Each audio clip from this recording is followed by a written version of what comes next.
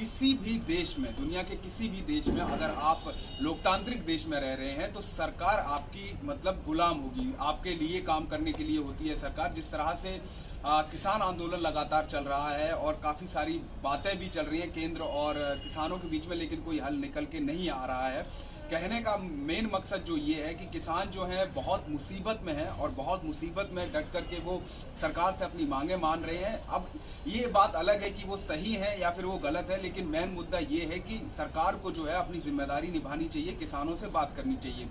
मैं जब किसान आंदोलन में जाता हूं, मैं वहां पर ज़मीनी हकीकत में देखता हूं कि वहां पर जो है सभी छोटे बच्चे, बुजुर्ग, महिलाएं, सभी लोग जो है अपने अपने कार्य कर रहे हैं। कोई सफाई कर रहा है तो कोई खाना बना रहा है, कोई कुछ कर रहा है। तो इस तरह के जो है कार्य किसान आंदोलन में चल रहे हैं। लेकिन अभी जो एक बड़ी खबर सामने आई है कि NIA जो है उसने कहा है कि खालसा एड एक NGO है, ऑर्गेनाइजेशन है, NGO है जो कि पूरी दुनिया में है। पूरी दुनिया में वो NGO का काम करते हैं, लेकिन सिर्फ इंडिया में ही खालसा एड से प्रॉब्लम हो रही है। आखिर ऐसा क्यों हुआ? खालसा एड से NIA ने समन्स किया है कि आप हमारे पास आइए, हम आपसे सवाल पूछेंगे, आप उनके जवाब दीजिए कि आप जो ये खर्चा वगैरह कर रहे हैं किसान आंदोलन में, ये सब कहाँ से आ रहा है। लेकिन उसी बीच एक खबर ये आई कि वर्ल्ड पीस प्राइज जो है खालसा एड को नॉमिनेशन किया गया, तो यहाँ पर NIA को फिर पीछे हटना पड़ा। NIA ने अब ऐसा कहा है कि हम थोड़ा इंतजार करेंगे और उसके बाद अगर आपको वर्ल्ड पीस प्राइज मिला तो फिर हम आपसे बात नहीं करेंगे, और अगर आपको वो प्राइज नहीं मिला तो फिर हम आपको दोबारा से बुलाएंगे और आपसे सवाल जवाब करेंगे। अब हम दूसरे पॉइंट पे आते हैं। दूसरा पॉइंट ये है कि भारत एक विश्व गुरु बन गया है, मेक इन इंडिया कामयाब हो गया, मेड इन इंडिया कामयाब हो गया। जितने भी बड़े बड़े वादे थे, हम बहुत बड़ी डेमोक्रेसी बन गए हैं, सभी को अधिकार दे दिए, सबका साथ, सबका विकास, सबका विश्वास भी जीत लिया है, सारी चीज़ें जीत ली हैं, संसद पूरी भर गई है एक इस केंद्र सरकार से। तो अब बचा क्या आखिर में? अब हमारे पास ऑप्शन क्या है? अब हमारे पास ऑप्शन ये है कि सिर्फ और सिर्फ हमने सड़कों के नाम भी बदल दिए, शहरों के नाम भी बदल दिए। एक फ्रूट है ड्रैगन फ्रूट, तो ड्रैगन फ्रूट का भी नाम जो है अब बदल के कमलम कर दिया गया है, कमलम नाम कर दिया गया है। सोचिए, इस फ्रूट का नाम बदलने के लिए पूरी मीटिंग बुलाई गई। CM विजय रूपानी जो कि गुजरात के CM हैं, उन्होंने मीटिंग बुलाई और इस पे खूब बहस हुई कि अरे ये फ्रूट है। तो अब आप लोग भी सोचिए, अगर आपके आसपास भी कोई फल है, कोई फ्रूट है, अमरूद है, आम है, अगर आप उसका नाम बदलना चाहें तो अब आप कर सकते हैं, क्योंकि सरकार जो है सारे काम कर चुकी है। स्पेशल मीटिंग्स बुलाई जा रही हैं, इसके लिए पूरा दिन दिया जा रहा है कि हम फ्रूट्स के नाम बदलें, हम शहरों के नाम बदलें, हम सड़कों के नाम बदलें। तीसरा पॉइंट तांडव वेब सीरीज को लेकर के है कि तांडव वेब सीरीज जो है Amazon प्राइम वीडियो पर अवेलेबल है, आप वहां पर जाकर देख सकते हैं अगर अभी तक आपने नहीं देखी है। लेकिन तांडव वेब सीरीज मैंने देखी और मैं अपने पर्सनल ओपिनियंस के हिसाब से मैं बताना चाहूँगा, हाँ मेरे भी सेंटिमेंट्स हर्ट हुए हैं। जिस तरह से बाकी लोगों के सेंटिमेंट्स हर्ट हुए, मेरे भी सेंटिमेंट्स हर्ट हुए। खास तौर पर उसमें जो दिखाया गया है, सभी को पता है JNU VNU उसमें दिखाया गया है, और बाकी सारी चीज़ें, प्रधानमंत्री कैसे नियुक्त होते हैं, ये सारी चीज़ें जो आजकल हमारे हिसाब से चल रही हैं, वो सारी चीज़ें उसमें भी दिखाई गई। उसमें काफ़ी सारी चीज़ें आई तांडव में कि अपर कास्ट को दिखाया गया है और जो दलितों के साथ जो जिस तरीके से व्यवहार किया जाता है उसको लेकर के लोगों के सेंटिमेंट्स हर्ट हुए हैं। और लोग कुछ नेता, खासतौर पे BJP नेता चाहते हैं कि उस सीरीज़ को जो है वापस किया जाए, उस पर बैन लगाया जाए।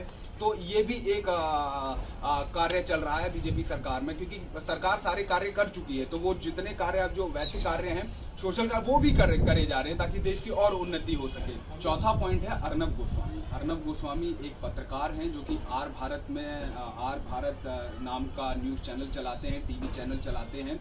उनके सीधे ताल्लुकात अमित शाह जी से हैं, नरेंद्र मोदी जी से हैं जो कि प्रधानमंत्री हैं देश के, होम मिनिस्टर, गृह मंत्रालय में उनके सीधे ताल्लुकात हैं, होम मिनिस्ट्री में उनके ताल्लुकात हैं। तो उनकी व्हाट्सएप चैट जो है गलती से लीक हुई या क्या हुआ, वो हम सभी ने पढ़ी, आप सबके पास भी पहुंची। उसमें साफ तौर पर जैसे बताया गया है कि पुलवामा हमला जो हुआ उसकी जानकारी अर्नब गोस्वामी को पहले से ही मिल गई, उसने ये बात छुपाई, ठीक है। इसके साथ ही साथ उसके पास बहुत सी और भी जानकारियां जो हैं वो उस तक पहुंची और उसने ये छुपाई। उसके बावजूद उस पर अभी तक कोई कार्रवाई नहीं हुई है। मुनव्वर फारूकी जो कि कॉमेडियन है, उन्होंने कुछ नहीं किया है, लोगों का ऐसा मानना है।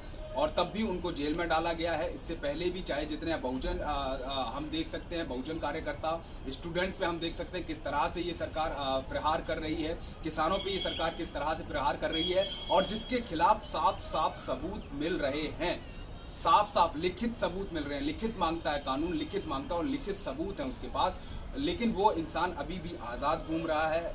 और क्योंकि देखिए आम इंसान, हर इंसान, मैंने नरेंद्र मोदी जी से या अमित शाह जी से मैं चाहूँ मिलना या आप चाहे मिलना तो हम एकदम से नहीं मिल पाते हैं, लेकिन वो इंसान एक जिम्मेदार इंसान है क्योंकि वो डायरेक्ट उनसे मिलता है। और वो अगर ऐसी हरकत कर रहा है हमारे देश में तो वो देश के लिए बहुत बड़ा खतरा है।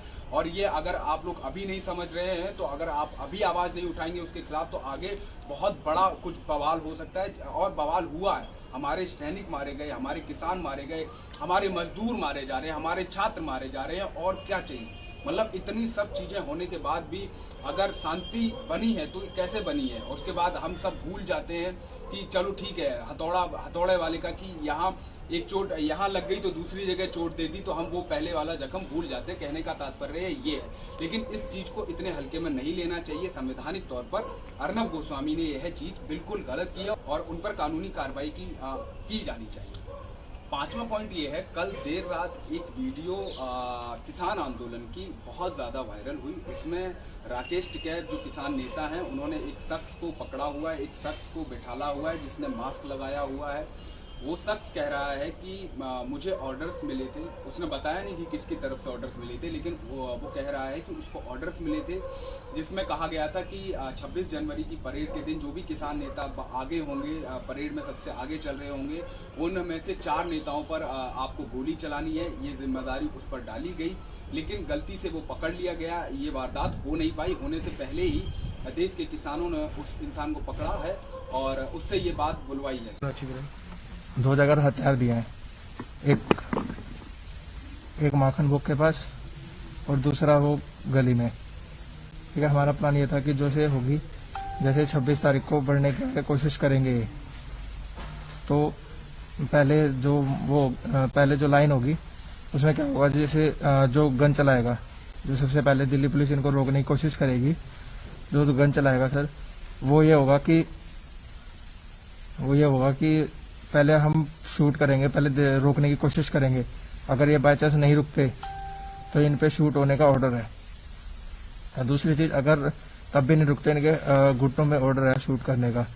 तीसरी, जो पीछे से जो हमारी टीम होगी, राजधानी के 10 लड़के हैं, जो हमारी टीम होगी वो पीछे से शूट करेंगे। उनको, पुलिस वालों को ये लगेगा कि दिल्ली में किसान लोगों ने ये चलाए हैं। ठीक है, इसमें और चौथा प्लान, जो 26 तारीख को जो रैली होगी उसमें से आधी, जो 26 तारीख को होगी उसमें से आधी लोग घर के होंगे जो पुलिस की वर्दी में होंगे, इनको तितर बितर करने के लिए। और जो 24 तारीख से है, चार लोगों को आराम से स्टेज पे जो 4 लोग होंगे, जो स्टेज पे 4 लोग होंगे उनको शूट करने का प्रोग्राम वो है। 4 लोगों की फोटो दे दी गई है। और जो हमें सिखाता है वो प्रदीप सिंह है, राय थाने का एसएचओ है। वो राय थाने का कौन है, थाने का क्या है? हाँ जी, कौन है? प्रदीप थाने में है कोई? राय थाने में प्रदीप एसएचओ है। वो कभी हमने थाने के आके देखा नहीं। जब भी हमसे मिलने आता था वो सिर्फ यहाँ कवर लगा के आता था, वो मुंह पे कवर लगा के आता था। उसका हमने उसका बैच देखा था। ठीक है सर। नेताओं की फोटो कौन थे? सर उनका नाम नहीं पता है हमारे को, उनके फोटोज हैं सर, हमारे पास नहीं है। अब ये इंसान क्यों, कोई भी इंसान क्यों, कोई कार्यकर्ता गलत काम करने का कोई उद्देश्य होता है साफ तौर पर कि किसी ने उसको ऑर्डर दिया है, किसने ऑर्डर दिया है, किसका क्या फायदा हो सकता है, इस चीज़ की पूरी जानकारी होनी चाहिए, जांच होनी चाहिए, इस चीज़ की पूरी जांच होनी चाहिए। और किसान आंदोलन बहुत शांति प्रिय तरीके से चल रहा है। वहाँ बच्चे भी हैं, बुजुर्ग भी हैं, महिलाएं भी बैठी हैं, और जो है माहौल बिगाड़ने का प्रयास जो है प्रतिदिन किया जा रहा है ताकि मुद्दों से भटकाया जा सके और किसानों को जो है वापस भेज दिया जाए। मैं आपको बताना चाहूँगा, मैंने पर्सनली किसानों से बात की है और किसानों का ऐसा बिल्कुल मन नहीं है वापस जाने का। वो बस अपना हक मांगने आए हैं और आपसे सीधा केंद्र सरकार से बात करना चाह रहे हैं। केंद्र सरकार जो है वो किसानों के लिए है, क्योंकि 70% आबादी सभी के लिए है। केंद्र सरकार हमने बनाई है, किसानों ने बनाई है, सभी के लिए, लेकिन किसानों का हक है तो उनसे बात करनी चाहिए। तो फिलहाल इस वीडियो में सिर्फ इतना ही। अगर आपको ये न्यूज़ समझ में आई हो तो कृपया इसे शेयर कीजिए, कमेंट करके बताइएगा फल को लेकर के आपके क्या विचार हैं। बाकी जो अभी देश में चल रहा है, डेमोक्रेटिक इंडिया में हम लोग रह रहे हैं, नए भारत में रह रहे हैं, विश्व गुरु बन चुका है, तो इसको लेकर के आपके क्या विचार हैं और क्या क्या और होना बाकी है। तो फिलहाल मुझे दीजिए इजाज़त, नमस्कार। चैनल को लाइक, शेयर एंड सब्सक्राइब करें और बेल आइकन दबाना ना भूलें।